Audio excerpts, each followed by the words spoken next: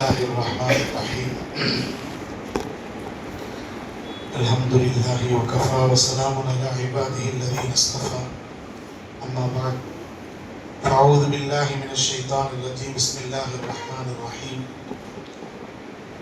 ومن آياته أن خلق لكم من أنفسكم أزواجا لتسكنوا إليها وجعل بينكم مودة ورحمة إن في ذلك لآيات لقوم يتفكرون. صدق الله العظيم.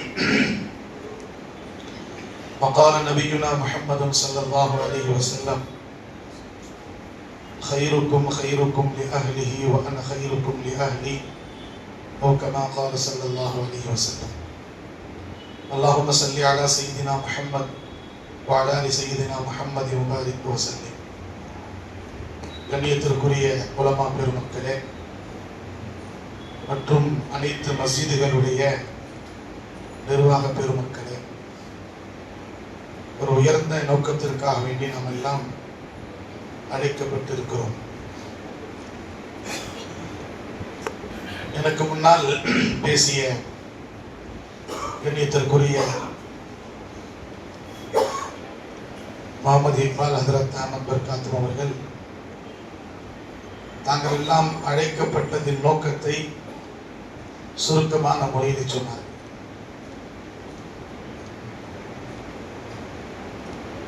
ஏறத்தாழ சிபகத்துல்லா ஹசரத் அஹமத் பர்காத் அவர்கள் சொன்ன மாதிரி 2 வருடங்களாக தொடர்ந்து நிக்காஹுடைய கவுன்சிலிங் நடத்தப்பட வேண்டும் என்று ஜாமியா மஸ்ஜிதுடைய இமாம் இலியாஸ் ஹசரத் இனாமி தாமத் பர்காத் அவர்களும் அவர்களோடு சேர்ந்து சென்னை மஸ்ஜிதுடைய பொறுப்புதாரிகள், ஜாமியா மஸ்ஜிதுடைய பொறுப்புதாரிகள், இந்த மஸ்ஜிதுடைய பொறுப்புதாரிகள் எல்லாம் கவலை கொண்டதின் அடிப்படையில் இன்று ஆரணி வட்டாரத்தில் இருக்கக்கூடிய பல ஊர்களைச் சேர்ந்த முத்தவல்லிகள், பொறுப்புதாரிகள், உலமாக்கள் நாம் வந்திருக்கிறோம். உண்மையிலே மிக முக்கியமான ஒரு நிகழ்ச்சி இது. எதை இங்கு பேசப்படுகிறதோ ஒரு பயான் மாதிரி நாம் இதை கேட்காமல் ஒவ்வொரு முஹல்லாக்களில சென்று அமல் செய்யக்கூடிய ஒரு உறுதியோடு செல்ல வேண்டும். இன்ஷா அல்லாஹ் செய்யலாமா? இன்ஷா அல்லாஹ். நாங்கள் மேல் விஷாரத்திலே உலமாக்கள், உங்களுக்கு தெரியும் உலமாக்களுடைய ஊர் அது. ஏறத்தாழ 300க்கு மேற்பட்ட உலமா பெருமக்கள் இருக்கிறாங்க. முழு ஊருக்கே ஒரே ஜமாத் இருக்கிறது. இப்போ எங்களுடைய உள்ளத்திலே உலமா பெருமக்கள் அனைவர்களும் சேர்ந்து பொதுவாகவே நிக்காஹுடைய மஜ்லிஸிலே ஒவ்வொரு மஸ்ஜிதில் நடக்கக்கூடிய நிக்கா, அந்த நிக்காஹுக்கு முன்னாடி பயான் செய்யக்கூடிய பழக்கம் போயிடுச்சு. நிக்கா முடிக்கின்ற மணமகனும் நாம் ஏன் நிக்கா முடிக்கின்றோம் என்று கூட விளக்கம் தெரியாமல், நிக்காஹுடைய மக்சது கூட தெரியாமல் ஒரு ரஸ்மு ரிவாஜ் சடங்கு மாதிரி இது நடந்து கொண்டிருக்கிறது. அன்பானவர்களே, குடும்ப வாழ்க்கை என்பது அல்லாஹ்வினால் தரப்பட்ட ஒரு அற்புதமான நியமத்து. நமக்கு நியமத்துனா பாக்கெட் ஃபுல்லா பணம் இருந்துச்சுன்னா அல்ஹம்துலில்லாஹ், அல்லாஹ் நியமத்தியா. அப்படிதான் நம்ம பாக்கெட்ல ஒரு 1000 ரூபாய் இருந்துச்சுன்னா அன்னைக்கு அவனுக்கு நடைய ஒரு மாதிரியா இருக்கு. பாக்கெட்ல பணமே இல்லை, ரொம்ப கவலைப்படும். அதான் அஷ்ரஃப் அலி தானவி ரஹ்மத்துல்லாஹி அலைஹி அவங்களை பத்தி கிதாபுல பெரியார் எழுதியிருக்கிறாங்க. அந்த ஒரு அணா 2 அணா அந்த காலத்தில் இருக்குமா அந்த பணத்தை எடுத்து பாக்கெட்ல வச்சுக்கோங்க. முரீதீன்கள் பார்ப்பாங்க, அந்த பணம் பாக்கெட்ல தெரியுமா, பாக்கெட்ல இருந்து தெரியும். எல்லாம் ஜிக்ர் மஜ்லிஸ்லாம் முடிஞ்ச பிறகு ஒரு முரீத் வந்து கேட்டிருக்கார் ஹசரத் இடத்துல, அஷ்ரஃப் அலி தானவி ரஹ்மத்துல்லாஹி இடத்துல, ஹசரத் பணம் அடுத்தால் பார்க்குற மாதிரி பாக்கெட்ல வச்சிருக்கிறீங்க, சைட் டோர்ல வச்சிருக்கலாமே, ஒன்றும் புரியல. ये कहना जो पैसा है यहाँ पर रखे तो मेरा दिल नफ्स खामोश रहता है, शरारत करता नहीं। क्या करता नहीं? मुझे पैसा का क्या तो भी वसवसा ख्याल आए तो मेरा नफ्स कहता है तेरा पॉकेट में पैसा है, खामोश हो जाता है। इसलिए मैं पैसा नीचे नहीं रखता, जोब में रखता हूँ। தாலிபன் மட்டும் நமக்கும் அதே தான். சைட்ல வைக்கிறது பக்கமா இங்க வச்சுட்டா கொஞ்சம் திருப்தியா இருக்கு. இப்ப நான் எதுக்கு சொல்ல வந்தேன், நிஅமத்துன்னா நம்ம என்ன நினைச்சிருக்கிறோம்னா நமக்கு நல்ல வியாபாரம் ஆகிடுச்சு, பாக்கெட்ல பணம் இருக்குது, பேங்க்ல பணம் இருக்குதுன்னா அல்லாஹ் எனக்கு நல்ல நிஅமத் தந்திருக்கிறான், சந்தோஷப்படும். அன்பானவர்களே, பணமே இல்லாமல் வாழக்கூடிய மக்கள் கோடிக்கணக்கான மக்கள் நம்ம நாட்டில் இருக்கிறார். ஒருவேளை சாப்பிட்டு 2 வேளை பட்டினியா இருந்து வாழக்கூடிய மக்களும் உலகத்தில் இருக்கிறார். பலஸ்தீனுடைய மக்களை பார், ரொட்டி துண்டுக்கு கூட மக்கள் கதறுகிறார். ஆனா அவர்களுக்கும் அல்லாஹ் வாழ்க்கை தந்து கொண்டிருக்கிறார். எல்லா விதமான நியமத்து நமக்கும் அல்லாஹ் வாழ்க்கை கொடுத்து கொண்டிருக்கிறார். ஆனா அல்லாஹ்வினால் தரப்பட்ட மிகப்பெரிய ஒரு அற்புதமான நியமத் என்ன தெரியுமா? பொறுப்புதார நீங்கள், உங்களுடைய மொஹல்லாவை நடத்தக்கூடியவர்கள், மினி கவர்மெண்ட். அது சொன்னார், அருமையான விளக்கம் எல்லாம் வந்துச்சு. உங்களுடைய மொஹல்லாவில் இருக்கக்கூடிய குடும்பங்கள் சந்தோஷமான குடும்பங்களாக ஆக வேண்டும் என்று சொன்னால், திருமணம் முடிப்பதற்கு முன்னாடி திருமணத்துடைய நோக்கம் என்ன என்று தம்பதிகள் விளங்காத வரை அந்த சுகூனான வாழ்க்கை, நிம்மதியான வாழ்க்கை யாராலும் வாழ முடியாது. ஒரு காலம் இருந்தது, நமக்கு நம்முடைய பெற்றோர்கள், நம்முடைய முன்னோர்கள், நம்முடைய சிவத்துல்லா ஹஜ்ரத் தாமத் பரக்காத் சொன்ன மாதிரி பல விளக்கங்கள் நம்முடைய முதியோர்கள் சொன்னாங்க, வயசானவங்க சொல்லி கொடுத்தாங்க. இன்னைக்கு அந்த மாதிரி இல்லை. 18 வயசு பொண்ணுக்கு ஆயிடுச்சா, 21 வயசு பையனுக்கு ஆயிடுச்சா, தஃப்தர் எழுதுறாங்க, நிக்கா முடிச்சுதான் போயிடுறாங்க. அடுத்த 2 மாசத்துல 3 மாசத்துல தாருல் கஸால வராங்க, தலாக்கு ஹுலா கேட்டு வராங்க. அதாவது என்ன, நிக்கா முடிக்கக்கூடிய தம்பதிகளுக்கு சகிப்பு தன்மை இல்லை. கஷ்டங்கள் வந்தால் எப்படி சமாளிப்பது, இன்னல்கள் வந்தால் எப்படி பொறுமையா இருப்பது, பணம் இருந்தால் தான் வாழ்க்கை என்று நினைத்துக் கொண்டு மணமகன்கள் வாழ்க்கைக்குள்ள வராங்களே, பணம் இல்லாவிட்டால் வழி தவறி சென்று விடுகிறார்கள். முத்தவல்லி இடத்தில் வந்து விடுகிறாங்க. மஸ்ஜிதில் ஒரு பெண் சொல்கிறார், நான் என் கணவர்கிட்ட வாழ முடியாது, திருமணம் ஆகி 2 மாசம் ஆச்சு. ஏமா என்ன ஆச்சு? அவளுக்கு ஆண்மை இல்லை, எனக்கு செலவுக்கு பணம் தருவதில்லை, எனக்கு என் கணவர் மதிப்பு கொடுப்பதில்லை, என் மாமியாருக்கு டார்ச்சர் பண்றான். 2 மாசம் வாழ்ந்து, எத்தனை மாசம் வாழ்ந்து? 2 மாசத்திலே ஒவ்வொரு திருமணம் முடிக்கக்கூடிய மணமகன் நினைக்கிறான்னா, எந்த வீட்டுல நான் உள்ள போறேனோ அந்த வீட்டு ராணியாக நான் மாற வேண்டும். மணமகன் என்ன நினைக்கிறான், என் மாமியார் வீட்டை என் கண்ட்ரோல்ல வர வைக்க வேண்டும். இப்படி இந்த நீயத்தோட தான் இவங்க உள்ள போறாங்க. ஆனா அப்படி இல்லை சகோதரர்களே. இன்னைக்கு நம்ம பிள்ளைங்களுக்கு நிக்கானா என்ன, நிக்காவுடைய மசத் தெரியல. அதனால தான் நம்ம என்ன செய்யறோம்னா, அந்த பிள்ளைகளை திருமணம் முடிக்கக்கூடிய தம்பதிகளை அழைக்கிறோம். நிக்கா கவுன்சிலிங் அவசியமா அவசியம் இல்லையா? இந்த காலத்தில் கட்டாயம் இது ஃபர்ஸ் என்று சொல்லலாம். தாருல் கஸாக்களிலே, போலீஸ் ஸ்டேஷன்ல, அதே மாதிரி கோர்ட்டுகளிலே ஃபைல்கள் அடுக்கப்பட்டு இருக்கிறது. ஃபைல் தவறான தொடர்பின் மூலமாக, சகிப்புத்தன்மை இல்லாத காரணத்தினால, மாமியார் மருமகள் சண்டை காரணத்தினால 2 வருடம் 3 வருடம் கணவன் மனைவிக்கு மத்தியில் தொடர்பு இல்லாமல் இருக்கிறான். பெண்கள் தவறான வழியில போறாங்க, ஆண் தவறான வழியில போறான். அல்லாஹ் பாதுகாப்பானாங்க. அதனால தான் அவங்களுக்கு நம்ம என்ன செய்யறோம், பாருமா இந்த நிக்கா ஏன் தெரியுமா அல்லாஹ் நமக்கு கடமையாக்கி இருக்கிறான். கடமைனா நமக்கு ஏன் அல்லாஹ் தந்திருக்கிறான் தெரியுங்களா? உலகத்திலே ஒரு பெரியார் கிதாப் எழுதுறாரு, பெண்கள் யாரும் படைக்காம வெறும் ஆண்களை மட்டும் அல்லாஹ் படைத்திருந்தான் அப்படின்னு சொன்னா எல்லாமே லூஸ் ஆயிருப்பாங்க. என்ன ஆயிருப்பாங்க சொல்லுங்க, பைத்தியக்காரன் ஆயிருப்பான். பெண்களே அல்லாஹ் படைக்கல, ஒன்லி ஆண்கள் மட்டும் படைத்திருந்தால் அனைத்து ஆண்களும் மென்டலாக ஆயிருப்பார்கள்.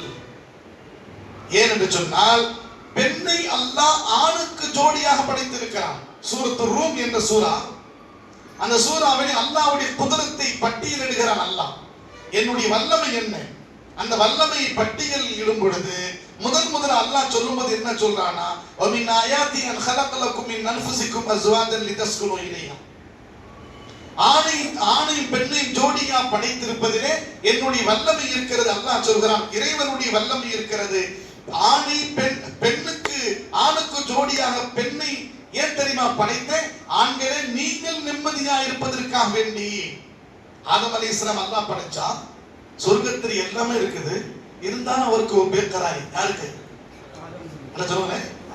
பேக்கராய் எல்லாம் இருக்குது பாய். ஒண்ணு இல்லைங்க, நம்ம மனைவி அம்மா வீட்டுக்கு ஒரு வாரத்துக்கு போய் வரட்டும், வீடு கருபலமா இருக்குது, இருக்குதா இல்லையா? சொல்லுங்க. ஒரு வாரம் அந்த அம்மா என்னென்ன துவைச்சு போட்டு வச்சிருந்தா துணி எல்லாம் உடுத்திருப்போம், நான் கழுட்டின துணி அங்கங்க இருக்கும். ஊடு சுத்தமா இருக்காது, அடுப்பு கொட்டி சுத்தமா இருக்காது, பீரோ துணி எல்லாம் கீழே இருக்கும், செருப்பு ஒரு ஓரத்தில் இருக்கும். நம்ம பெட்டு நாம தான் தூக்கம், நாமே சுத்தப்படுத்த மாட்டோம். வீடு எப்படி இருக்குது? ஒரு வாரம் அந்த பெண் மனைவி இல்லாத காரணத்தினால அலங்கோலமாகி விடுகிறது. ஒரு வாரம் கழித்து அந்த மனைவி வீட்டுக்குள்ள வந்த உடனே அரை மணி நேரத்தில் ஒரு வாரத்துடைய எல்லா அழுக்கையும் சுத்தமாக்கி விடுகிறது, வீட்டையே சொர்க்கமாக ஆக்கி தருகிறது. இருக்குதா இல்லைங்களா? அப்ப அந்த மனைவி நமக்கு சுக்குனா இல்லையா பாய்? நீங்களாம் தராட்டத்தை பார்த்தா ஒரு மாதிரி தான் தெரியுது. ताकि तुम्हें बोलते हैं सुकून अच्छा है, सुकून है ஆமா பாய். மனைவி இல்ல, வீடு நிம்மதி இல்லை. ஆயிரக்கணக்கான செல்வங்கள் இருந்தாலும் நமக்கென்று மனைவி இல்லாவிட்டால் அந்த வீடு சுக்குன் இல்லாத வீடுதான். அல்லாஹ்வுடைய ஆயத்.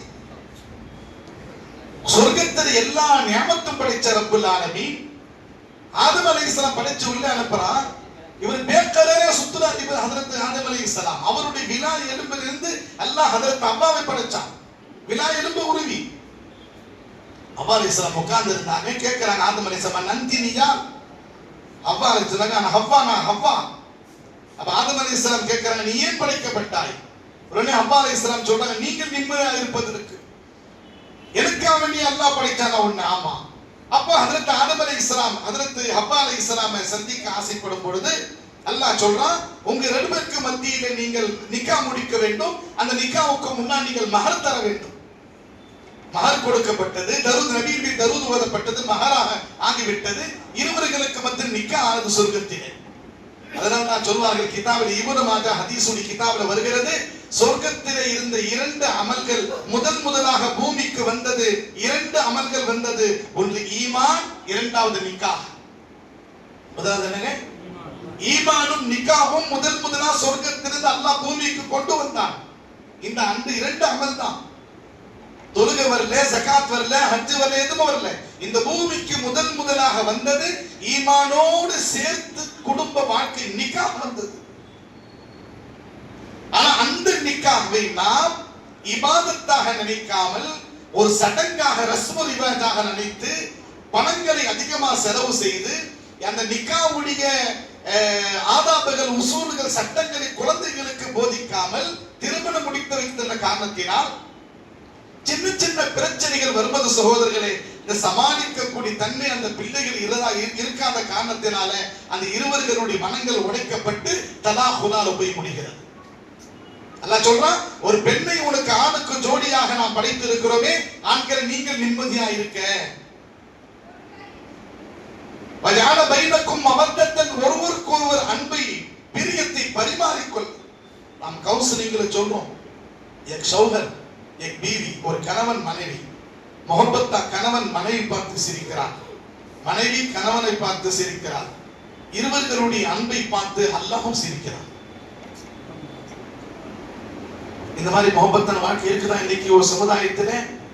முதல்ல ஒரு மாசம் இருக்குது, அடுத்த மாசம் பிரச்சனை உருவாகுது. எப்படி வாழும் பிள்ளைகளுக்கு தெரியல, புதிய தம்பதிகளுக்கு தெரியல. அப்போ அன்பை எப்படி பரிமாறிக்கொள்வது? கவுன்சிலிங்ல சொல்லி தரோம்னா அந்த தம்பதிகளுக்கு சொல்லி தரோம். பெண்களுக்கு தனி, ஆண்களுக்கு தனி. வயதான காலத்திலே மவத்தத்தம் வ ரஹ்மா, இரக்கமுள்ள வாழ்க்கை. பிள்ளைகளுக்கெல்லாம் திருமணம் ஆன பிறகு கடைசியாக பெற்றோர்கள் நிற்கிறாங்க. இந்த வயசான அம்மா தன்னுடைய கணவன் மீது அன்பு காட்டுகிறார், இரக்கப்படுகிறார். இந்த தன்னுடைய கணவர் தன் மனைவி மீது இரக்கப்படுகிறார். இந்த மூணு சிஃபத்தை முன்னிறுத்தி தான் ஒரு பெண்ணை ஆணுக்கு ஜோடியாக நாம் படைத்திருக்கிறோம். முதல்ல பெண்ணை யார் என்று நீங்கள் விளங்கிக் கொள்ள வேண்டும். உன் வீட்டுக்கு அடியெடுத்து வைத்து 20 வருட காலங்கள் ஒரு ஒரு ஒரு ஒரு கன்னிப்பெண் ஒரு தகப்பனுக்கு மகளாக இருந்து ஒரு தாய்க்கு மகளாக இருந்து ஷரியத் அடிப்படை நிக்கா முடித்த காரணத்தினாலே அந்த கல்யாண பெண் அறிமுகமே இல்லாத உன் வீட்டுக்கு மைனே கபூல்கி நான் ஏற்றுக்கொண்டேன் என்று சொன்ன ஒரு வார்த்தையினால ஜமாத்தார் முன்னிலையிலே அந்த பெண்ணை திருமணம் முடித்த காரணத்தினாலே பெற்றோர்களை தாம் பிறந்த வீட்டை தன்னுடைய சகோதர சகோதரிகளை எல்லாத்தையும் விட்டு விட்டு உன் வீட்டுக்கு வருகிறாளே அந்த பெண்ணை உன்னுடைய மனைவியை நீ எப்படி கண்ணியப்படுத்த வேண்டும், நீ எப்படி நடத்த வேண்டும், உங்க அம்மா எப்படி நடத்த வேண்டும், உங்க அப்பா எப்படி நடத்த வேண்டும் என்பது எல்லாம் அந்த மாப்பிள்ளைக்கு நாம் கவுன்சிலிங் கொடுக்கிறோம். கொடுக்கணுமா கொடுக்கூடாதா பாய் சொல்லுங்க. அப்போ எல்லாம் கவுன்சிலிங் முடிஞ்ச பிறகு क्या हजरत इतना हमने मालूम नहीं आता, मैं यूट्यूब में देखो हमें शादी कर लेते, यूट्यूब पे பார்த்து நான் கல்யாணம் பண்ணிக்கிறோம். அல்லாஹ் ஒண்ணே இல்லைங்க,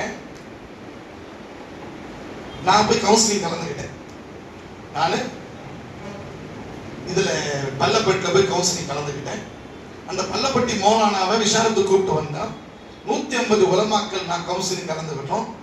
இப்போ நாங்க மட்டும் ஏன் கவுன்சிலிங், எங்க மனைவி மக்களே அனுப்பலாம் அப்படின்னு சொல்லி பெண்களுக்கு கவுன்சிலிங்க்கு முஃப்தி சாபுடி மனைவி பல்லப்பட்டிலிருந்து வந்திருந்தாங்க. காலையில உங்களுக்கு 9 மணிலிருந்து 4 மணி வரையும் வீட்டுல இருந்து அனுப்பிவிட்டோம். ஹசரத்துமார்கள் மனைவிகள் எல்லாம் அனுப்பணும், போய் கவுன்சிலிங் போயிட்டு வாங்க, பெண்கள் கணவன் மனைவியோடைய ஹக்குகளை தெரிஞ்சுக்கங்க அப்படின்னு சொல்லி போயிட்டு வந்து நான் சினிமத்தில் இருந்தேன். எல்லா பெண்களுக்கெல்லாம் உணவுலாம் அனுப்பணுமே. முடிஞ்ச பிறகு நைட்டு இஷா பிறகு வீட்டுக்கு போனேன். வீட்டுக்கு போன உடனே என்ன கண்ணியன்றீங்க, வாங்க உட்காருங்க, தண்ணி வேணுமா டீ வேணுமா, எப்படி இருக்குது கைரத்தர் என்ன இது எல்லாம் ஒரு மாதிரியா இருக்குது, இதுக்கு முன்னா நம்ம பார்க்கலையே என்னன்னு கேட்டேன். இல்ல இல்ல இந்த மாதிரிலாம் சரியத்து இருக்குதான், கண்ணியை கொடுக்கணுமா, இதுதானே அதுனால சொல்லிட்டு இருந்தேன். இப்போ எனக்கு மட்டும்தான் இந்த மாதிரி அப்படின்னு சொன்னா இவங்களை போய் நீ டீ போடுமான்னு சொல்லி அனுப்பிட்டு என் நசத்துக்கு ஒருத்தர் என் கூட இருந்தவர் ஃபோன் பண்ணேன். என்ன மௌலானா கைரத்தா, ரொம்ப கைரத்தா இருக்கிற, என்னப்பா मौलाना तारीख में नहीं उतना इज्जत मेरे बेटी देती, मेरे बीवी देती, तारीख में उतना इज्जत करे नहीं. கல்யாணம் முடிச்சிருந்து இன்னைக்கு இருந்துச்சு பாருங்க ஸ்பாட்ல கண்ணியம், ஃபர்ஸ்ட் நாள் கூட அன்னைக்கு எனக்கு கண்ணியம் கிடைக்கல. பெண்கள் கேட்ச் பண்ணிட்டாங்க அந்த கவுன்சிலிங்ல. கணவனுடைய ஹக்கை பெண்கள் தெரிந்து கொண்ட பிறகு கணவன்மார்களுக்கு செய்யக்கூடிய அந்த கடமைகளை செய்யும் பொழுது உள்ளம் சந்தோஷமடை. இன்னைக்கு வரையும் 2 வருஷத்துக்கு முன்னாடி நான் என்னுடைய மனைவி கொடுத்த கவுன்சிலிங் வச்சுதான் இன்னைக்கு குடும்பம் ஓடுது. என்ன ஓடுது அப்படின்னு சொன்னா என்ன அன்னைக்கு அசத்து சொல்லி ஆமா ஆமா கரெக்டா வேலை செய்யறாங்க.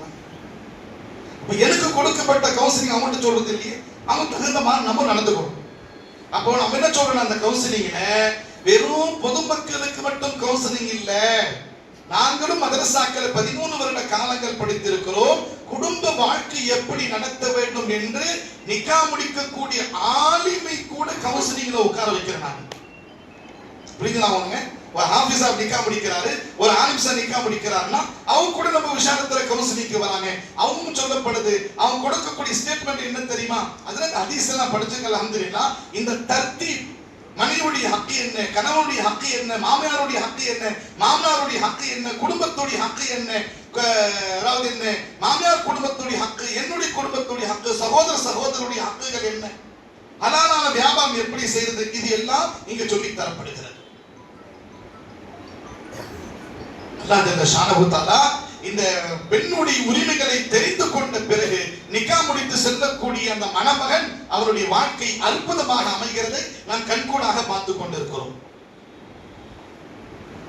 பொதுவாகவே ஒரு மனைவியுடைய ஹக்கை ஒரு கணவன் தெரிந்து கொண்டால் அந்த அந்த குடும்பமே சொர்க்கமாக ஆகும். ரொம்ப நாள் கழிச்சு மக்காவில் இருந்து ஒரு அம்மா நபியை பார்க்க வராங்க மதீனாவுக்கு. கதவை தட்டுறாங்க, வந்து யாருன்னு கேட்டாங்க. நான் தான் வந்திருக்கிறேன் அப்படின்னா. உள்ள அம்மா ஆயிஷா இருக்கிறாங்க வீட்டுக்குள்ள. நபி ஸல்லல்லாஹு அலைஹி வஸல்லம் சொல்றாங்க, ஆயிஷா கதீதாவுடைய சவுண்ட் மாதிரி தெரியுதே, கதீதாவுடைய சவுண்ட் மாதிரி எனக்கு காதுல கேக்குதுன்னா. கதீதா ரலியல்லாஹு அன்ஹா மக்காவில் மௌத்தாகி பல வருஷம் ஆச்சு. புரிஞ்சுங்களா? மக்காவிலே மௌத்தாயிட்டாங்க, ஜன்னத்துல் முஅல்லா கபர்ல அடக்கம் செய்யப்பட்டிருக்கிறாங்க. ஹிஜ்ரத் செய்து மதீனாவுக்கு நபி வந்துட்டாங்க. ஹிஜ்ரத் செய்து வந்த பிறகு அங்க பல வருடம் ஆச்சு. அப்ப உடனே நபி ஸல்லல்லாஹு அலைஹி சொல்றாங்க, எனக்கு கதீஜாவுடைய சவுண்ட் மாதிரி கேக்குது. கதவு திறந்து பார்த்தா கதீஜா ரலியல்லாஹு அன்ஹா அவர்களுடைய சகோதரி வந்திருக்கிறாங்க. ஹவுலா பின்த் ஹுவை, ஹவுலா ரலியல்லாஹு அன்ஹா வந்திருக்கிறாங்க. ரசூல் ஸல்லல்லாஹு அலைஹி வஸல்லம் மனைவியுடைய தங்கச்சி வந்திருக்கிறாங்க. 3 நாள் வீட்டுல தங்கினாங்க. அவங்களுக்கு எல்லா விதமான விருந்தோம்பல் செய்தாங்க. இங்கே இருக்கிறீங்கன்னா உங்களுக்கு வீடு தயார்படுத்தி கொடுக்கிறோம், இல்ல போவதாக இருந்தால் உங்களுக்கு நான் கண்ணியமா அனுப்பு நபி ஸல்லல்லாஹு அலைஹி சொல்லி மக்காவுக்கு திரும்பி போகும்போது எல்லா விதமான பொருட்களை கொடுத்து அனுப்புனாங்க. அவங்க போன பிறகு ஹஜ்ரத் கதீஜா ரலியல்லாஹு அன்ஹா அவங்க ஹஜ்ரத் ஆயிஷா ரலியல்லாஹு அன்ஹா கேட்கறாங்க, யா ரசூலல்லாஹ் ஒரு கேள்வி கேட்கலாமா? கேளு. அந்த வயசான அம்மா கதீஜா மௌத்தாகி பல வருஷம் ஆச்சு. இன்னுமா அவங்களுடைய சப்தம், அவங்களுடைய அந்த சவுண்டுடைய அந்தாசா அவங்க காதுல விழுந்துட்டே இருக்குது. யார் கேட்கிறா? கதீஜா ரலியல்லாஹு அன்ஹாவுடைய அவங்க கூட இருந்து ஹஜ்ரத் ஆயிஷா அம்மா கேட்கிற நபி ஸல்லல்லாஹு அலைஹி வஸல்லம் நபி ஸல்லல்லாஹு அலைஹி வஸல்லம் பெருமூச்சு விட்டு சொன்னாங்க, கதீஜாவை என்ன நினைச்சீங்க நீங்க ஆயிஷா? கதீஜா என்ன நினைச்சீங்க? அபூதாவுத் ஹதீஸுல் கிதாப்ல வருது, இன்னி ருஸிக்து ஹுப்பஹா, இன்னி ருஸிக்து ஹுப்பஹா, அவருடைய பிரியத்தை நான் ஊட்டப்பட்டு இருக்கிறேன். அவருடைய பிரியம் என்னுடைய மனைவி, முதல் மனைவி கதீஜா அம்மா ரலியல்லாஹு அன்ஹா அவர்களுடைய உணவி, அவர்களுடைய அந்த முஹப்பத் பிரியம் இருக்கிறது என்னுடைய நரம்புகளிலே ஓடுகிறது. நான் எப்படி மறப்பேன் என்னுடைய கதீஜாவை? 14 மணி நேரம் முதல் நாள் கடுமையான வெயில் காலம், நோன்பு நேரத்திலே மே மாசத்திலே நான் 14 மணி நேரம் நோன்பு இருந்து உடம்பெல்லாம் காய்ந்து போய் நாக்கெல்லாம் காஞ்சி போய் ஒரு பாட்டில் தண்ணி ஃபுல்லா ஐஸ் தண்ணி குடிக்கிறோமா? சொல்லுங்க. குடிச்சு முடிச்ச பிறகு இஃப்தாருக்கு முன்னாடி துவா. இஃப்தாருக்கு முன்னாடி என்ன துவா? रमजान में पूछो हजरत का पूछने का था, अचानक पूछने का रमजान में याद करके रखते हमें अल्लाहुम्मा लक सुम्तु बिकामत. நோன்பு திறந்த பிறகு ஒரு துவா இருக்கு. ذهبت ذمؤ وبتلت العروق ثبت الأجر إن شاء الله. தாகம் தணிந்து விட்டது, நரம்புகள் நனைந்து விட்டது, அல்லாஹ்வுடைய சவாபு கிடைத்து விட்டது துவா. அப்ப நரம்பு நனைந்து விட்டதுன்னு சொன்னால் நாம் ஒரு 14 மணி நேரம் பட்டினியா இருந்து தண்ணீர் குடிக்காமல் நரம்பெல்லாம் காய்ந்து போயிருந்துச்சு. இப்ப தண்ணீர் குடித்த பிறகு அந்த தண்ணீர் நரம்புகளிலே ஓடுகிறது. எப்படி தெரியும்? 3 ரக்காத்து முடிச்சிட்டு வெளியே வரும்போது ஜிஹாது போயிட்டு வருவார், வெளியே வருவான். யாரு? அந்த நோம்பாளி. பசினா வருதா இல்லையா? நான் சொல்லுவேன், உடம்பெல்லாம் அந்த வேர்வை ஓடும். ஏன்னா நரம்பு நினைத்து அதன் மூலமாக வேர்வை வெளியே வருகிறது. ஒரு முஃபஸ்ஸிர் எழுதுகிறார், எப்படி இந்த தண்ணீர் காய்ந்து போன அந்த நரம்புக்குள்ள புகுந்து வெளியே வருகிறதோ, ஹஜ்ரத் ரசூலுல்லாஹி ஸல்லல்லாஹு அலைஹி அவர்களுக்கு கதீஜா அம்மாவுடைய அந்த பிரியத்தை அல்லாஹ் இந்த மாதிரி ஊட்டி இருந்தான். இன்னி ருஸிக்து ஹுப்பஹா, நான் எப்படி மறப்பேன்? எனக்கு அவர் மூலமாக அல்லாஹ் குழந்தைகளை தந்தான். அவருடைய சொத்துக்கள் தீனுக்காக அர்ப்பணித்தார்கள். அவர்தான் முதலாக முஸ்லிமா ஆனார்கள். தீனுடைய தாய் தியாகம் செய்தவர்கள் ஹஜ்ரத் கதீஜா. அவர் எப்படி நான் மறக்க முடியும்? நான் கதீஜாவை மறக்க முடியாது. அந்த அளவுக்கு அற்புதமான வாழ்க்கை ஹஜ்ரத் ரசூல் ஸல்லல்லாஹு அலைஹி வஸல்லம் அவர்கள் அவருடைய மனைவியோடு வாழ்ந்தார்கள். சகோதரர், ஹஜ்ரத் ஆயிஷா அம்மாவிடத்திலிருந்து கேட்கிறாங்க சஹாபாக்கள், எங்களுக்கு நபி அவர்களுடைய வெளி உள்ள வாழ்க்கை தெரியும், நபி அவர்களுடைய குடும்ப வாழ்க்கை பத்தி எனக்கு சொல்லுங்க. ரொம்ப நேரம் அழுத பிறகு ஹஜ்ரத் ஆயிஷா ரலியல்லாஹு அன்ஹா சொல்றாங்க, குர்ஆன் படிக்கலையா? படிச்சிருக்கிறோம். தபாரக்கலை படிச்சீங்களா? படிச்சிருக்கிறோம். சூரத்துல் கலம் படிச்சீங்களா? படிச்சிருக்கிறோம். சஹாபாக்கள் சொன்னாங்க. அதில் அல்லாஹ் சொல்றானே, இன்னக லஅலா குலுகுல் அதீம், நபியே நீங்க உயர்ந்த நற்குணத்தில் இருக்கிறீங்க. ஹஜ்ரத் அம்மா ஆயிஷா ரலியல்லாஹு சொல்றாங்க, கான குலுகுல் குர்ஆன், நபி அவர்களுடைய குடும்ப வாழ்க்கை பத்தி நீங்க கேக்குறீங்களா? அல்லாஹ் எப்படி வாழ சொன்னானோ அதே மாதிரி வாழ்ந்து காட்டினாங்க நபி ஸல்லல்லாஹு அலைஹி வஸல்லம். நான் முழு குடும்ப வாழ்க்கை பத்தி நான் இந்த பென்ஷன் இந்த மஸ்ஜிதில் சென்ற வருஷம் பயான்ல பண்ணலாம். குடும்ப வாழ்க்கை எப்படி வாழ வேண்டும் என்று சொல்லி பேசுறேன். நபி ஸல்லல்லாஹு அலைஹி வஸல்லம் வீட்டுக்கு வந்தாங்க அப்படின்னு சொன்னா 3 சிஃபத்தோட வருவாங்க. சிரித்த வண்ணமாக வீட்டுக்குள்ள வருவாங்க. உடனே வாசனை திரவியம் பூசிக்கொள்வாங்க. வாயில மிஸ்வாக் செய்து கொள்வார்கள். முகமலர்ச்சியோடு வீட்டுக்குள்ள வருவாங்க. நபி வாசனை பூசிக்கொண்டு வருவார்கள். வாய் சுத்தமான முறையில் உள்ளே வருவார்கள். அந்த நேரத்தில் ஹஜ்ரத் ஆயிஷா எத்தனை மனைவி இருந்தார்களோ நபி அவர்களை வரவேற்பை கொடுப்பாங்க. இது சுன்னத்தான நமக்கு போயிடுச்சு. வெளியே உள்ள டென்ஷன்களை உள்ளே கொண்டு வருகிறோம். உடல்ல துர்வாடை, பேசினாலும் துர்வாடை. அவ மனைவியுடைய ஹக்கு என்ன?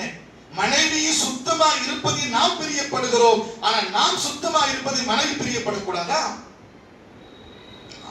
அப்போ அந்த அந்த மாப்பிள்ளைகளுக்கு வந்து நாம் எப்படி வீட்டுக்குள்ள போனா நீங்கள் எப்படி போகணும், நபி அவர்கள் சுன்னத்துகள் என்ன, அவர்களுக்கு நாம் கவுன்சிலிங் தருகிறோம். கண்ணியமான சகோதரர்களே, பெரியார்களே, ரசூல் ஸல்லல்லாஹு அலைஹி அவர்கள் சொல்லி தந்தாங்க, திருமணம் முடிக்கக்கூடிய ஒரு நபர், திருமணம் முடிக்கக்கூடிய நபர் அவருக்கு சகிப்பு தன்மை இருக்க வேண்டும், மன்னிப்பு தன்மை இருக்க வேண்டும், தியாகத்துணி தன்மை இருக்க வேண்டும், விட்டு கொடுக்கக்கூடிய மனப்பான்மை இருக்க வேண்டும், தான தர்மங்கள் செய்யக்கூடிய பழக்கம் இருக்க வேண்டும். இந்த 5 விதமான தன்மைகளோடு ஒரு நபர் இந்த 5 விஷயத்தை கற்றுக்கொண்டு நிக்கா முடித்து குடும்ப வாழ்க்கையில போகிறார் என்று சொன்னா எவ்வளவு பெரிய கஷ்டங்கள் வந்தாலும் அந்த கஷ்டத்தை சகித்துக் கொள்வார்கள். தேவபந்தில ஒரு பெரிய ஹஸரத் இருந்தார், ஷேகுல் ஹிந்த் மஹமூத் ஹசன் ரஹமத்துல்லாஹி. 100 வருஷத்துக்கு முன்னால் முழு இந்தியாவிலே சுதந்திர போராட்டத்துடைய தலைவராக இருந்தவர். ஹதீஸ் பாடம் நடத்துகின்ற நேரத்திலே 40 மாணவர்கள் இருந்தாங்க அந்த காலத்தில். ஹதீஸ் பாடம் புகாரி பாடம். நான் ஒவ்வொரு பயான்ல சொல்வதுண்டு படிப்பணிக்காக வேண்டியது இந்த சம்பவத்தினால். மீரட்டில் இருந்து ஒரு நவாப் வருகிறார், ஷேகுல் ஹிந்த் ஹஸரத் அவர்களை சந்திக்க மீரட்டில் இருந்து வருகிறார். மிகப்பெரிய நவாப், அவருக்கு ஒரே ஒரு மகள். ஹஸரத் இடத்துல வந்து ஆலோசனை செய்கிறார், ஹஸரத் என்னுடைய மகளுக்கு நிக்காஹுடைய வயசாகிவிட்டது, நல்ல நற்குணம் உள்ள ஒரு மாப்பிள்ளை தேவை, இந்த 40 மாணவர்களில் யாராவது ஒரு நபரை தேர்ந்தெடுத்துக் கொள்ளுங்கள். ஹஸரத் சொன்னாங்க, 40 பேரும் அற்புதமான மாணவர்கள், உங்களுக்கு யாரு வேணுமோ ஒரு ஆளை செலக்ட் பண்ணிக்கிட்டாங்க. யாரு? ஹஸரத். அந்த நவாப் இப்படி பார்த்தார், பார்த்து ஒரு மாணவரை செலக்ட் பண்ணார். அவர் பெயர் அஹ்மத் அலி லாகூரி. அவர் பேர் என்னங்க? லாகூரை சேர்ந்தவர் அஹ்மத் அலி அவர் பேர். ஹஸரத் அவர்கள் பார்த்து சொல்லிட்டாங்க, அந்த மீரட்டுடைய நவாப் அவர் யாரு? அவருடைய குடும்பம் எல்லாமே சிங்க மதத்தில் இருக்கிறது. இவர் மட்டும் இஸ்லாத்தை ஏற்றுக்கொண்டு அலிபாவில் இருந்து தௌரத்துல் ஹதீஸுடைய 10-12 வருட காலங்கள் மதரசாவில் படித்து பட்டம் வாங்க போகிறார். அவருக்கு குடும்பங்கள் எல்லாமே சிங்க மதத்தில் இருக்கிறது. இவர் மட்டும் ஹஸரத் கூட இருக்கிறார். ஹஸரத், என்னுடைய குடும்பமே சிங்கர இருக்கிறது, நான் நவாபுடைய மகளை எப்படி திருமணம் கொடுப்பேன்? எனக்கு ஒரு வீடு இல்லை, திருமணம் முடித்த என் பெண்ணுக்கு என்னுடைய மனைவிக்கு நான் எப்படி வீடு கொடுப்பேன்? ஹஸரத் சொன்னாங்க, எல்லாத்தையும் ஏற்பாடு செய்கிறேன், உங்களுக்கு நிக்கா நாளைக்கு நடக்கும் அப்படின்ட்டாங்க. 40 நாள் சரியான குளிர். யூபியில கடுமையான குளிர் இருக்கும், பகல்ல வெளிச்சம் இருக்கும், வெயில் தெரியாது, பகல்ல கூட பனி பொழிகிற மாதிரி பனி பொழிஞ்சிட்டு இருக்கும். அந்த மாதிரி நேரத்தில் நிக்காவுக்கு முடிவாயிடுச்சு. இன்னைக்கு முடிவு பண்ணாங்க, நாளைக்கு அசர்ல நிக்கா. அவர் சொல்றார், அஹ்மத் அலி லாகூரி பெரியார் சொல்கிறார், எனக்கு ஒரே ஒரு பைதமா ஜிப்பா, நான் அதையே நைட்டு துவைச்சேன், காலையெல்லாம் காய வச்ச காயில ஈரமான துணியோட தேவபந்துடைய சத்தா மஸ்ஜித்ல நான் மணமகனாக அமர வைக்கப்பட்டிருக்கிறேன். அந்த நிக்காவுடைய மஜ்லிஸிலே நவாபுடைய குடும்பத்தின் சேர்ந்த நவாபுகள் எல்லாம் அங்க வந்திருக்கிறார்கள். நவாபுடைய சொந்தக்காரர்கள் எல்லாம் அந்த இளவரசி கட்டிக்கொள்ளக்கூடிய அற்புதமான அந்த மனிதர் யார் அப்படின்னு சொல்லி எட்டி பார்க்கிறாங்க. நான் ஒரு மாணவன், அதுவும் ஈரமான துணி உடுத்துக் கொண்டு ஏழையாக அமர்ந்திருக்கிறேன். ஆனா என்னுடைய மாமனாருடைய முகத்திலே ஒரு சந்தோஷ மலர்ச்சியை நான் பார்த்தேன். நிக்கா முடிந்து விட்டது. ஷேகுல் ஹிந்த் மஹமூத் ஹசன் ஒரு சின்ன குடிசை வீட்டை அவர் தயார்படுத்தி வாடகைக்கு எடுத்து கொடுத்து விட்டார். ஆனால் இந்த நவாபுக்கு ஒரே ஒரு மகள், கோட்டையிலே வாழ்ந்தவள். இந்த பெண்ணுக்கு அல்லாஹ் அக்பர் 10 பெண்கள் கிருமத்தில் இருந்தார்கள். தலையில பேணு பார்ப்பதற்கு கூட இளவரசிகளுக்கு, அந்த இளவரசிக்கு பெண்கள் இருப்பாங்க. அப்பேற்பட்ட பெண்ணு இப்போ வந்து வீட்டுக்கு கணவன் வீட்டுக்கு வராங்க. எந்த வீட்டுல? குடிசை வீட்டுல. இப்ப என்ன செய்யறாங்க தெரியுங்களா? நிக்கா முடிக்கிறதுக்கு முன்னாடியே மாப்பிள்ளை வீடு வந்து நோட் பண்றாங்க. மாப்பிள்ளை வீடு खास करके सास करके சில பேர் சொல்வாங்க, क्या भाई तुम कौन सा घर में है? कल्याण आने பிறகு सास घर में, सास घर क्या तुम सास घर में है? नहीं भाई, सास घर खास घर. என்ன சொல்றான்? सास घर क्या भाई तुम सास घर में है ना? அவன் என்ன சொல்றானா? மாப்பிள்ளை, नहीं हजरत, सास घर आपको मेरा खास घर. இந்த லெவல்ல போயிட்டு நிக்கா முடிந்த பிறகு இப்போ நிக்கா ஆகிறதுக்கு முன்னாடி என்ன செய்யறாங்க தெரியுங்களா?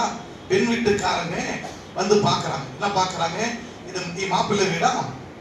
எத்தனை ரூம் இருக்குது, எத்தனை டாய்லெட் இருக்குது, ஏசி இருக்குதா இல்லையா, எல்லாம் பேக்ரவுண்ட்ல பார்த்து 1 மாசம் கழிச்சு ரிப்போர்ட் கொடுக்குறாங்க, வரலாமா வரக்கூடாதுன்னு. அப்போ தீனை நாடி மக்கள் மீரட்டுடைய நவாபு, இவர் எந்த மதத்தை சேர்ந்தவர், இவருக்கு வீடு இருக்கிறா இல்லையா, இவர் பெற்றோர்களை பார்க்கவே இல்லை. தீனை தேடி போனாங்க, அல்லாஹ் சொர்க்கமா ஆக்கி தந்தா அந்த வீட்டை. இவன் பாருங்க பொண்ணு போறான். அந்த இளவரசி தங்கத்தோடு வருகிறான். ஒரு சின்ன குடிசை அவர் பார்த்தார், மாமனார் போய் கொண்டு போய் விட்டார், வீட்டு போயிட்டார். இப்ப அந்த இளவரசி தினந்தோறும் தன்னுடைய கணவருடைய துணி அவங்க தான் துவைக்கிறாங்க, அவங்க தான் வெளியே போய் தண்ணி கொண்டு வராங்க, அவங்க தான் வீட்டை பெருக்கிறாங்க. 2 பேர் படுக்கும் அளவுதான் அந்த வீடு இருக்கிறது. தினந்தோறும் ரொட்டி அவங்க தான் சொல்றாங்க, அவங்க தான் அந்த பருப்பு சாந்தாவை காசுறாங்க. 1 வாரம் கழித்த பிறகு மீரட்டிலிருந்து நவாபு வருகிறார். அந்த பெண்ணுடைய அரசர், அந்த பெண்ணுடைய அப்பா வருகிறார். ஹசரத் கேட்ட, ஹசரத் என்னுடைய மருமகன்கிட்ட சொல்லி 1 வாரத்துக்கு என்னுடைய மகனை வீட்டுக்கு அழைச்சிட்டு போறேன். ஹசரத் அகமது அலி லாகூரி மாப்பிள்ளை அனுமதி கொடுத்தா நீங்க அழைச்சிட்டு போங்க, நான் லீவுல வரேன் ஊருக்கு அப்படின்னு சொல்லி அனுப்பிட்டு போயிட்டான். இப்போ இந்த மணமகள் தாய் வீட்டுக்கு போகும் பொழுது இந்த மணமகளிடத்திலே ஸ்டேட்மெண்ட் கேட்க ஒரு குரூப் உட்கார்ந்து இருக்கும் வீட்டுல. பாத்துக்கிறீங்களா? இந்த பச்சிக்கு புப்பு, பச்சிக்கு மாமி, பச்சிக்கு பெஹன் எல்லாம் ஒரு ரவுண்டு கட்டு இருப்பாங்க. என்ன ரவுண்டு கட்டு இருப்பாங்கன்னா, துமாரா சாசர் கைசாமத்தா அப்படின்னு சொன்ன உடனே அந்த நேரத்திலே அந்த அரசு என்ன ஸ்டேட்மெண்ட் கொடுக்குதோ அது வச்சுதான் அந்த பெண்ணுடைய வாழ்க்கை இருக்குதா இல்லையா பாய்? அசத்து எல்லாத்தையும் சொல்றாரு சொல்லி பாப்பீங்க, உள்ள போய் தூந்து விளையாடுறோம். எங்க என்ன நடக்குது, எல்லாம் பிரச்சனை வருது நமக்கு தான். இப்போ இந்த கல்யாண பெண் வீட்டுக்கு மீரட்டு கோட்டைக்குள்ள போன உடனே அவங்களுடைய நண்பர்கள் எல்லாம், அந்த பெண்ணு கூட படித்த பிள்ளைகள் எல்லாம், அவர்களுடைய சொந்தக்கார பெண்கள் உட்கார்ந்து கேட்கிறாங்க அந்த இளவரசியிடத்திலே, துமாரா ஷௌஹர் கா கர் கைசா பாயா, உன் கணவர் வீட்டை எப்படி நீங்கள் பெற்றுக்கொண்டு, எப்படி இருந்துச்சு கணவர் வீடு? சிரித்துக் கொண்டே அந்த பெண் சொல்லதா, देखो मैं तो समझ कर रखी थी मैं मरने के बाद जन्नत के जाऊंगी, नहीं नहीं गोया मैं जन्नत ही से आ रही हूं. कहां से आ रही हूं? अल्लाह अकबर. நான் மௌத்தான பிறகு நான் சொர்க்கத்துக்கு போவேன் நினைத்துக் கொண்டிருந்தேன், இல்ல நான் சொர்க்கத்திலிருந்து தான் வருகிறேன் என்று சொன்னாலே சாதாரண பெண் அல்ல. வாழ்க்கையெல்லாம் 20 வருட காலங்கள் கோட்டையில வாழ்ந்து 10 ஹாதிமாக்கள் அந்த இளவரசிக்கு இருந்தது. அந்த இளவரசி ஸ்டேட்மெண்ட் கொடுக்கிறாங்க, நான் என்னுடைய கணவரை நான் சொர்க்கமாக பெற்றுக்கொண்டேன், சொர்க்கமாக பெற்றுக்கொண்டேன். அந்த ஒரு இளவரசிக்கு அந்த பெற்றோர்கள் எவ்வளவு தர்பியை செய்திருப்பார்கள். இப்ப நம்ம பெற்றோர் என்ன செய்றாங்க, देख मां एक बार हम देख बराबर रहे तो बोल नहीं कर तो आ जा मैं बुला लेता हूं, मेरा जवाई को कैसा बन मैं बुला लेता हूं. मुतली साहब मेरे साथ थे, उनके को डरा तो नहीं, मुतोली पीछे डराए अल्लाह ने, मुतोली हमारा आदमी थे, मैं बुला लेते हैं. எனக்கு ஹஸ்ரத் போகும்போதே அந்த அம்மா அப்பா சொல்லி அனுப்புறாங்க, 1 வாரம் பா செட் ஆவனா இல்லைன்னா வெறி தனி குடித்தனம், அப்படி இல்லைன்னா நம்ம வீட்டுக்கு வந்துரு, தனி குடித்தனம் அப்புறம் நம்ம வீட்டுக்கு வந்து நான் கூப்பிட்டுக்கிறேன் முத்தோலி வச்சு பட்டேல வச்சு. இன்னைக்கு நம்ம குழந்தைகளுக்கு தர்பியத் இல்ல, திருமணம் முடிக்கக்கூடிய பிள்ளை தர்பியத்தில். அந்த காலத்திலே ஹதீஸ்ல வருகிறது, கிதாப்ல வருது, பெரும் பெரும் அரபு நாட்டு அரசர்கள் எல்லாம், கிராமத்தில் உள்ள பெண்கள் எல்லாம், அரசருடைய மனைவிகள் எல்லாம் தன்னுடைய பெண் குழந்தைகளுக்கு 10 விதமான நசீகத்துகளை, நீ மாமியார் வீட்டுக்கு போனா நீ எப்படி இருக்க வேண்டும் என்று தன்னுடைய பெண் குழந்தைகளுக்கு சொல்லி அனுப்புவார்கள். கணவனை நீ எப்படி பெற்றுக்கொள்ள வேண்டும், உன்னை பார்த்த உடனே கணவன் எப்போதெல்லாம் சந்தோஷம் அடைய வேண்டும், உன் பிள்ளைகளுக்கு எப்படி தர்பியத்தை செய்ய வேண்டும், மாமியார் இடத்தில் எப்படி நீ வாழ வேண்டும், நீ வீட்டில் ஹிதுமத் எப்படி செய்ய வேண்டும். இது நீ புகுந்த வீடு அல்ல, அது உன்னுடைய சொந்த வீடு. உன்னுடைய மாமியார் உன்னுடைய தாய், உன்னுடைய மாமனார் உன்னுடைய தகப்பனார், உனக்கு ஒரு தாய் ஒரு தந்தை அல்ல. இனிமேல் திருமணம் முடித்த பிறகு 2 தாய் 2 தந்தை என்று மனசில் வைத்துக் கொண்டாலே குடும்பத்தில் பிரச்சனை என்பதே வராது சகோதரர்களே. வருமா? அல்லாஹ் 3 விஷயத்தை நிம்மதிக்காக படைத்திருக்கிறான். ஒன்னு பெண்ணை நமக்கு நிம்மதிக்காக படைத்திருக்கிறான். உவல்லதி ஜஅல லக்கும் வமின்னா خلق لكم من انفسكم ازواجا لتسكنوا اليها. ஆண்களே உங்களுக்கு பெண்களை சுகூனுக்காக படைத்திருக்கிறேன். இரண்டாவது அல்லாஹ் ஜல்ல ஷானஹு தஆலா ஹுவல்லதி ஜஅல லக்குமுல் லைல லிதஸ்குனு, இரவை அல்லாஹ் நிம்மதிக்காக படைத்திருக்கிறான். எதை சொல்லுவேன்? இரவை அல்லாஹ் மனிதனுடைய நமக்கு நிம்மதிக்காக வேண்டி, நம் இரவு நேரத்திலே நிம்மதியா தூங்குவதற்காக அல்லாஹ் படைத்திருக்கிறான். மூணாவது அல்லாஹ் இந்த ஷான் குர்ஆன் ஷரீஃப்ல சொல்றான், வல்லதி ஜஅல லக்கும் புயூதன் லிதஸ்குனு இலைஹா, உங்களுக்கு வீட்டையும் நிம்மதிக்காக நாம் படைத்திருக்கிறோம். திருவரும் நிம்மதிக்காக வேண்டி, வீடும் நிம்மதிக்காக வேண்டி, அந்த இரவும் நிம்மதிக்காக வேண்டி அல்லாஹ் படைத்திருக்கிறான். இந்த மூணையும் எந்த பெண்ணை செலக்ட் பண்றோமோ, எந்த வீடு நம்ம கட்டி வைத்திருக்கிறோமோ, நாள் இரவு மாறி மாறி வருகிறதோ, இந்த மூணையும் நிம்மதிக்காக அல்லாஹ் படைத்திருக்கும் பொழுது நிம்மதியாக வாழ வேண்டும் என்று சொன்னால் இந்த காலத்திலே கவுன்சிலிங் இல்லாமல் நிக்காவுடைய மஜ்லிஸிலே நம்ம பிள்ளைகளை உட்கார வைக்க கூடாது. கவுன்சிலிங் இல்லாமல் உட்கார வைக்க கூடாது. இன்னைக்கு பிள்ளைங்களுக்கு தீன் என்ன, துனியா என்ன, ஷரியத் என்ன, ஹதீஸ் என்ன, குர்ஆன் என்ன தெரியவே தெரியல. லா இலாஹ இல்லல்லாஹ் கலிமா கூட தெரியல. இப்ப நிக்கா முடிக்கிறதுக்கு முன்னாடி இமாம் சாஹிப் கலிமா சொல்லி கொடுக்குறாரா இல்லையா?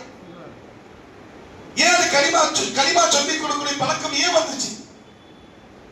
அதே நீங்க இப்ப இந்த கலிமா சொல்லி விஷாத்துல கொடுத்தா எல்லாம் கோபப்படுறான். क्या मैं मुसलमान नहीं क्या करूं? ये कहीं वो शुरू करे, कम से कम निकाह के वक्त भी उन्हें मुसलमान हो जाए. एक जमाने में அப்படினா பள்ளி மஸ்ஜிதுக்கு யாரும் வரது இல்ல. கலிமா சொல்லி கொடுத்து இஸ்திக்ஃபார் ஓத வச்சு கடைசில அந்த ஈதாப் கபூல் பண்ணுவாங்க. அந்த மாதிரி காலகட்டம் போன்ல போய் போய் போய் போய் மனிதர் என்ன நினைச்சுக்கிறான், நான் வரதுக்கு முன்னாடி சிபத்துல்லா பேசினாங்களே, இச்சை மட்டும்தான், தன்னுடைய ஆசை பூர்த்தி செய்து கொள்வது மட்டும்தான் நோக்கம், அதுக்கு மட்டும்தான் நிக்கா என்று பல கோடி வாலிபர் நினைத்துக் கொண்டிருக்கிறார்கள். இல்லை சகோதரர்கள், அது மட்டும் நோக்கம் அல்ல.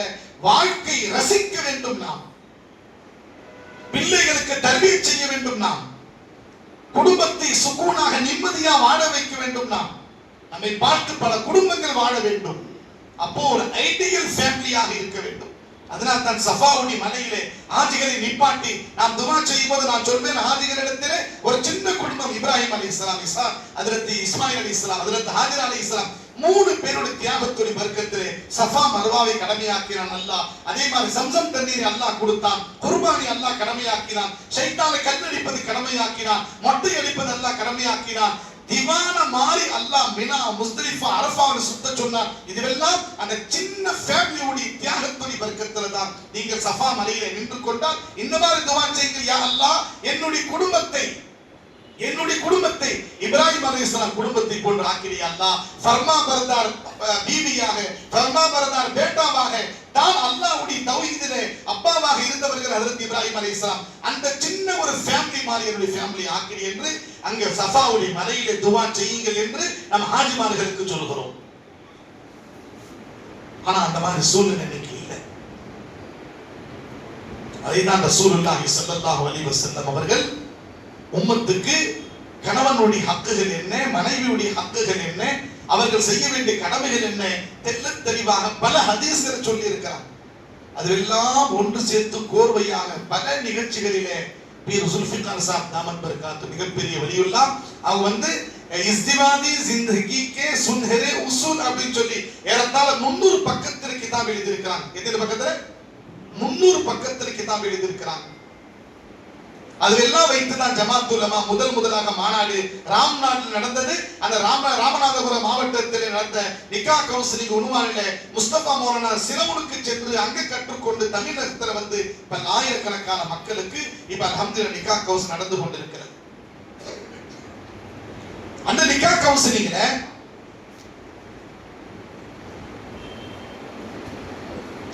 நாம் சொல்லக்கூடிய அதன் கருத்து என்னவென்று சொன்னால்,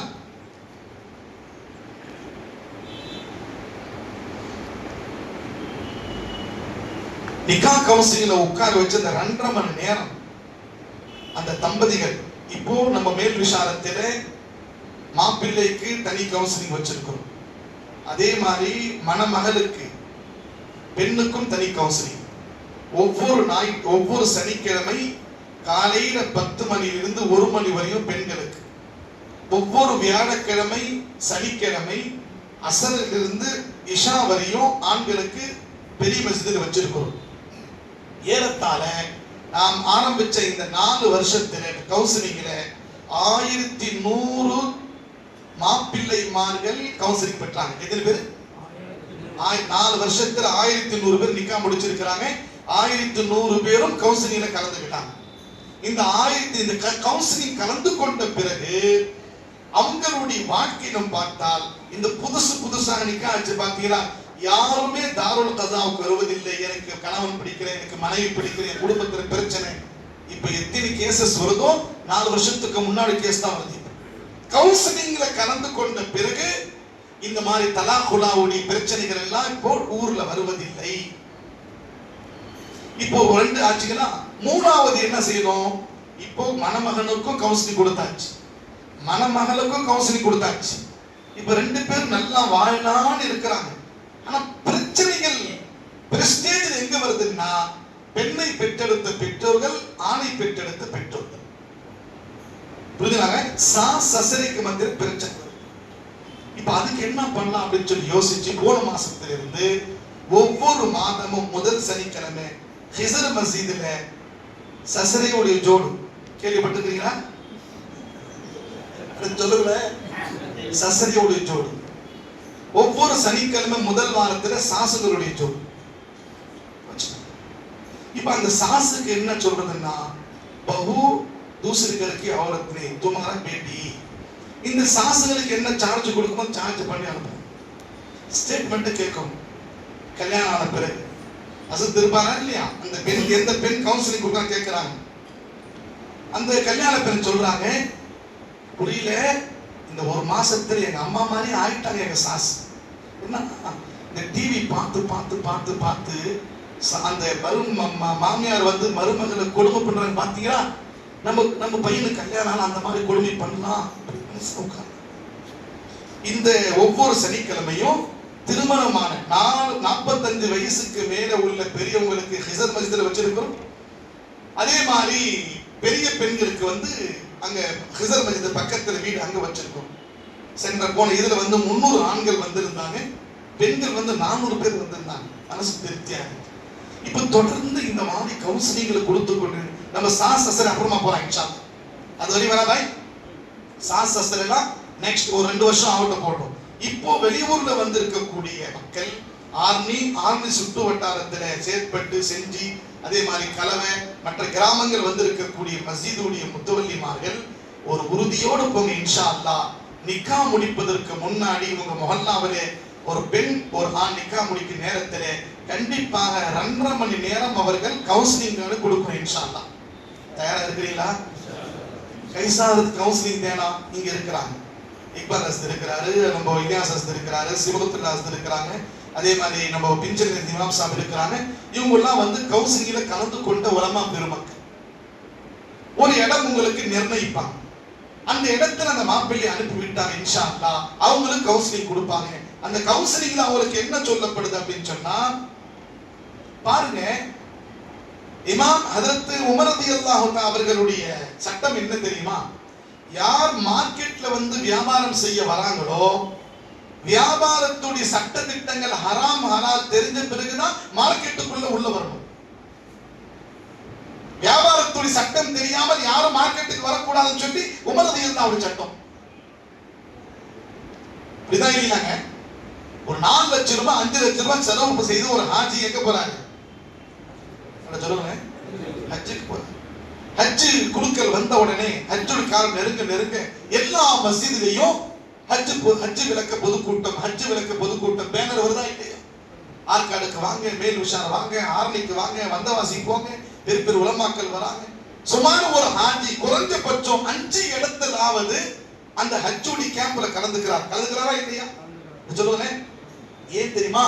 4 லட்சம் செலவு செய்து போறோமே, 5 நாளுடைய ஹஜ்ஜுடைய அமல் சரியாயிடுமே, அல்லாஹ் கபூல் செய்து கொள்ளணுமே. அந்த ஹஜ்ஜுடைய அமல் வெறும் 5 நாள் தான். எத்தனை நாள் பாய்? ஹஜ்ஜுடைய அமல் என்பது வெறும் 5 நாள். 8, 9, 10, 11, 12. அந்த 5 நாளுடைய அமலுக்கு ஒரு ஹாஜி எல்லா கேம்ப்ல கலந்து கொண்டு ஹஜ்ஜுடைய மசாயை தெரிந்து கொள்கிறார். ஆனால் நிக்காஹ் என்ற இந்த இபாதத் இருக்கிறது, எப்பொழுது நான் ஏற்றுக்கொண்டேன் என்று சொன்னாரோ அந்த வக்தில் இருந்து கடைசி மூச்சு வரை 40 வருஷம் நிக்காவுடைய வருடங்கள் இருக்கலாம், 35 வருஷம் இருக்கலாம், 30 வருஷம் நிக்காவுடைய வருடங்கள் இருக்கலாம். இப்ப நீளமான இந்த இபாதத்துக்கு செல்லக்கூடிய ஒரு மாப்பிள்ளை, நீளமான இபாதத்துக்கு செல்லக்கூடிய ஒரு மணமகள் நிக்காவுடைய சட்டங்கள் தெரிந்து கொள்ளாமல் அவர் உள்ளே போறார் அப்படின்னு சொன்னா வாழ்க்கை எப்படி இருக்கும்? அதனால தான் நாம் சொல்கிறோம், நீங்க கேம்ப்ல வந்து ஹாஜிகள் போறாங்க, 5 நாள் அமலுக்காக வேண்டி 4 லட்சம் செலவு செய்யறோம் சொல்லி நம்ம சொல்லிக் கொண்டு போறோமே, வாழ்க்கையே நாம் வந்து அல்லாஹ்வுக்காக வேண்டி அர்ப்பணிக்கின்ற நேரத்திலே, நல்ல ஔலாதுகள் நாம் வந்து பெற்றெடுக்கின்ற நேரத்திலே குழந்தைகளுக்கு எப்படி தர்பியை செய்வது, வீட்டில் எப்படி இருப்பது என்பதையெல்லாம் அந்த கவுன்சிலிங்கிலே அந்த மணமகளுக்கும் மணமகளுக்கும் சொல்லி தருகிறோம். அதனால அந்த நிக்காவுடைய மக்சது என்ன அப்படின்ற அந்த கவுன்சிலிங்கிலே அந்த மாப்பிள்ளைக்கு நாம் சொல்லி தருகிறோம். ஒன்று. இரண்டாவது, நிக்கா நடக்கின்ற அன்னைக்கு செய்ய வேண்டிய அமல்கள் என்ன, அன்னைக்கு செய்ய வேண்டிய அமல்கள் என்ன, அதை பற்றி சொல்லி தருகிறோம். அடுத்தபடியாக தன்னுடைய மனைவியை எப்படி தர்பியை செய்வது, தன்னுடைய மனைவியை எப்படி தர்பியை செய்வது. இரண்டாவது, நிக்கா முடித்த பிறகு தன்னுடைய பெற்றோர்களுடைய கடமைகளை எப்படி பூர்த்தி செய்வது. ஏன்னா நிக்கா முடிப்பதற்கு முன்னாடி நாம் எது பேசினாலும் நம்ம பெற்றோர்கள் என்ன செய்வாங்கன்னா, अभी शादी होने बा शादी हुए तो सुधर जाएगा அவனே छोड़ा இல்லையா, छोटा बच्चा शादी ஆன பிறகு ஏனே சான்ஸ் தான் அவனே பதல்தாய் சொல்லுவாங்க சொல்ல மாட்டாங்க. நம்ம பேச்சில வசன் திருமணம் ஆன பிறகு பொறுப்புல வருகிறான். அப்ப நம்ம பேச்சு நோட் பண்ணப்படுகிறது.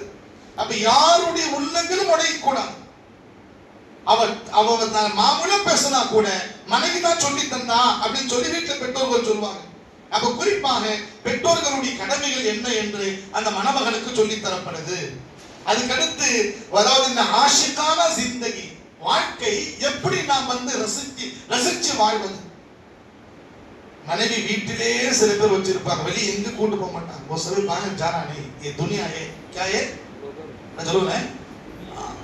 நபி ஸல்லல்லாஹு அலைஹி வஸல்லம் ஹஜ்ரத் ஆயிஷா ரலியல்லாஹு அழைச்சிட்டு போவாங்க, ஹஜ்ரத் உம்மு சல்மா ரலியல்லாஹு அழைச்சிட்டு போவாங்க. அந்த சம்பவத்தை எல்லாம் அவங்களுக்கு சொல்லுவோம். இப்ப அல்லாஹ் நமக்கு திருமணம் முடித்த பிறகு நமக்கு செல்வங்களை தரான், நம்ம வியாபாரம் செய்யறோம், நமக்கு பொருள் இருக்கு, நமக்கு வீடு அல்லாஹ் தந்திருக்கிறான். இப்ப நமக்கு அல்லாஹ் எதை தந்தானோ அதோடு நாம் போதுமாக்கிக் கொள்வோம். அல்லாஹ்வுடைய தக்தீர் என்பதை பொருந்திக் கொள்வது. ஆனா பெண்கள் என்ன செய்வாங்க, ஆண்கள் என்ன செய்வாங்க, பெண்களுடைய முகப்பத்தினுடைய மனைவியை திருப்திப்படுத்த ஹராம் ஹலால்ல போயிடுவோம். அந்த மனைவி என்ன செய்வா, இதுதான் சான்ஸ், இந்த 4 மாசத்துக்குள்ள திரும்ப 4 மாசத்துக்குள்ள நாம் எது கேட்டாலும் கணவர் கொடுப்பார் என்று சொல்லி அளவுக்கு அதிகமாக ஆசைப்படுவது, அல்லது மனைவியுடைய திருப்தியை பூர்த்தி செய்வதற்காக வேண்டிய ஹராம் ஹலால் பார்க்காம அவன் வியாபாரம் செய்வது, இதுவெல்லாம் இல்லை. அல்லாஹ் எதை நமக்கு தந்திருக்கிறானோ அதன்படி நாம் என்ன செய்வது, பொருந்திக் கொள்வது என்பதை அந்த கவுன்சிலிங்கில் அந்த மாப்பிள்ளைக்கு நாம் சொல்லி தருகிறோம். அதே மாதிரி வாழ்க்கையினுடைய வெற்றியின் ரகசியம் என்ன, வாழ்க்கையுடைய வெற்றியுடைய ரகசியம் என்ன என்பதை அவர்களும் சொல்லி தருகிறோம். அதுக்கடுத்து பொதுவாகவே கல்யாணம் முடிக்கக்கூடிய மாப்பிள்ளை இருக்கிறாங்க, மனைவியோட சேரக்கூடிய அந்த இரவு நேரத்தில் காட்டு மிராண்டித்தனமாக எப்படி நடக்கிறாங்க, காட்டு மிராண்டி மகரபி கல்ச்சர் மேற்கத்திய கலாச்சாரத்துல யூடியூப்ல பேஸ்புக்ல அதே மாதிரி பேர் என்ன நெட்ல போய் என்னென்னலாம் அசிங்கத்தை பார்க்கிறாங்களோ அதே மாதிரி என்னுடைய மனைவி நடக்க வேண்டும் என்று வற்புறுத்துகின்ற நேரத்துல தான் அங்க தலாக்கும் ஹுலாவும் ஏற்படுகிறது. நபி ஸல்லல்லாஹு அவர்கள் அந்த அதாவது இந்த கணவன் மனைவி கூடக்கூடிய நேரத்தினுடைய சட்டதிட்டங்கள் என்ன, உசூல் என்ன, கல்யாணம் முடித்து முதல் இரவு வீட்டுக்குள்ள ரூமுக்குள்ள போறா அப்படின்னு சொன்னா என்னென்ன எப்படி தொழணும், அல்லாஹ்விடத்தில் என்ன துஆ செய்யணும், மனைவியிடத்தில் என்ன பேசணும், சுன்னத்தான முறைகள் என்ன, கூடுவது மனைவியோட கூடுவதை கூட சுன்னத்தான முறைகள் நபி சொல்லி தந்திருக்கிறாங்க. அப்ப அந்த பிள்ளைகளுக்கு நாம் சொல்லி தருவது உண்டு. கவுன்சிலிங்ல இதுக்கும் ஒழுக்கம் இருக்குதுபா, அந்த ஒழுக்கத்தை சொல்லி தரனா ஹசரத், என்னுடைய நண்பர்கள் எல்லாம் இந்த மாதிரி எல்லாம் சொல்லி கொடுக்குறாங்க ஹசரத். காட்டு மிராண்டித்தனமாக நடக்கக்கூடிய சூழ்நிலை இன்னைக்கு வாலிபரிடத்தில் நாம் பார்த்து கொண்டிருக்கிறோம். அதனால் தான் குடும்பத்தில் பெரும் பெரும் அதாவது தலாக்குகள் ஹுலாக்கள் ஃபஸ்கள் ஏற்படுகிறது. அப்போ இந்த சட்டதிட்டங்கள் எல்லாத்தையும் 12 விஷயங்கள் மாப்பிள்ளை செய்ய வேண்டிய, மாப்பிள்ளை கற்றுக்கொள்ள வேண்டிய 12 விஷயங்கள், மணமகள் கற்றுக்கொள்ள வேண்டிய 12 விஷயங்கள் தனித்தனியாக மணமகளுக்கு பெண்களை கவுன்சிலிங் கொடுக்கறாங்க, மணமகனுக்கு ஆண்களை கவுன்சிலிங் கொடுக்கறாங்க.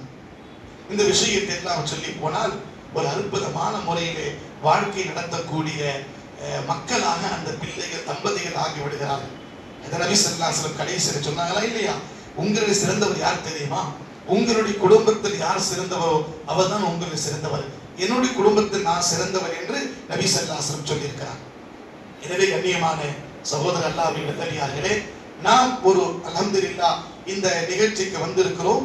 நாம் ஒரு முடிவோடு போவோம் இன்ஷா அல்லாஹ். நம்ம ஊருக்கு சென்ற பின், நம்ம மஹல்லாவுக்கு சென்ற பிறகு என்ன, உங்களுடைய ஜெனரல் பாடி மீட்டிங்ல உட்கார்ந்து உங்களுடைய மினி புக்ல எழுதிடுங்க, நிக்கா ஆவதுக்கு முன்னாடி மஸ்ஜித் சார்பாக கணவன் மனைவிக்கு தம்பதிகளுக்கு கவுன்சிலிங் செய்யப்படும், அவசியமாக அந்த கவுன்சிலிங்கில் கலந்து கொள்ள வேண்டும் என்று மினி புக்ல எழுதலாமா இன்ஷா. இரண்டாவது, மஸ்ஜிதிலே ஏலான் செய்தோம், ஜும்மாவுடைய ஏலான் செய்தோம். அந்த வாரம் எந்த வாரம் ஏலான் செய்ய போறோமோ நீங்களா மஷூரா செய்த அந்த வாரம் அந்தந்த மஸ்ஜிதுடைய இமாம்களிடத்திலே நிக்கா சம்பந்தமான ஹதீஸ்கள் ஆயத்துகள் சொல்லுவாங்க, அவங்களுக்கு குறிப்பு நாம தருவோம். நிக்கா கவுன்சிலிங் கலந்து கொண்டால் என்னென்ன ஃபாய்தாக்கு உங்களுக்கு சொன்னமே அந்த மாதிரி அவங்களுக்கு சொல்லி தருவோம். அந்த ஜும்மால பேசின பிறகு ஜமாத் இந்த முடிவு எடுத்திருக்கிறது, நிக்கா முடிப்பதற்கு முன்னாடி தம்பதிகள் கவுன்சிலிங்கில் கலந்து கொள்வது அவசியமாகும் என்று சொன்ன பிறகு நிக்கா தஃப்தர் எழுதுவதற்கு முன்னாடி ஒரு வாரத்துக்கு முன்னாடி வராங்க அப்படின்னு சொன்னா, அல்லது சுக்ரானா ஆன பிறகு 2 மாசம் கழிச்சு அவங்க நிக்கா முடிக்கிறாங்கன்னா அந்த ஜமாத்துடைய பொறுப்புதாரி முத்துவல்லி பட்டேல் பொறுப்புதார் என்ன செய்யணும்னா, அவங்கள அந்த பெற்றோர்களை அணுகி உங்க பையனை கவுன்சிலிங் இந்த இடத்துல நடக்குது அனுப்புப்பா அப்படின்னு சொல்லி நீங்க முயற்சிகள் எடுப்பீர்கள். ஏன்னா இன்ஷா அல்லாஹ் நல்ல வாழ்க்கை அந்த பிள்ளைகளுக்கு அல்லாஹ் தருவார் இன்ஷா அல்லாஹ். பொறுப்புதாரிகளை நீங்கள் உங்களால் முடியும் அது இன்ஷா அல்லாஹ். இமாம்களும் உலமாக்களும் பொறுப்புதாரி ஒன்று சேர்ந்து இந்த வேலையை எடுத்து செல்கின்ற நேரத்தில் ஈஸியான முறையில் முடிஞ்சிடும். எல்லா இடங்களிலே இது ஆரம்பிச்சாச்சு, வந்தவாசில கூட ஆரம்பிச்சிட்டாங்க, செய்யாறுல கூட ஆரம்பிச்சிட்டாங்க. அல்ஹம்துலில்லாஹ் செய்யாறுல கூட உலமா பெருமக்கள் பொதுமக்கள் ஆரம்பிச்சாங்க. விசாரத்தை 4 வருஷமா நடக்குது. வாணியம்பாடியிலே அதுக்கு சொல்றாரு, ஒரு வருஷத்துக்கு 120 130 ஃபைல்கள் தலாகுலாவுடைய ஃபைல் இருக்கும். நாங்க நிக்கா கவுன்சிலிங் ஆரம்பிச்ச பிறகு இப்ப எங்க தாருல் கசானா வெறும் 8 ஃபைல் மட்டும் தான் இருக்குது. அல்ஹம்துலில்லாஹ் தலாகுலா குறைஞ்சிருக்குது. திருப்பத்தூர்ல ஒரு ப்ரோகிராம் நடந்துச்சு, ஜமாத் உலமாவுடைய பொதுக்குழு நடந்துச்சு. அங்கே 30 மஸ்ஜித்களுடைய பொறுப்புதாரி ஒன்று கூட்டினாங்க. அங்கேயும் நிக்கா கவுன்சிலிங்களுடைய சிறப்பு பத்தி பேசப்பட்டுச்சு. அல்ஹம்துலில்லாஹ் அவங்களும் என்ன செய்ய நிக்கா கவுன்சிலிங்களுடைய உண்வான வச்சு எல்லா இடத்துலயும் ஆரம்பிச்சுட்டாங்க இன்ஷா அல்லாஹ். எனவே ஆர்மி சுட்டு வட்டாரத்தில் வந்திருக்கக்கூடிய மஸ்ஜிதுடைய பொறுப்புதாரிகளும் உலமா பெருமக்களை இணைந்து இந்த ஹிதமத் செய்யலாம் இன்ஷா அல்லாஹ். செய்யலாமா இன்ஷா அல்லாஹ். அல்லாஹ் கபூல் செய்வானாக. வஆகிரு தஅவானா அல்ஹம்துலில்லாஹி ரப்பில் ஆலமீன்.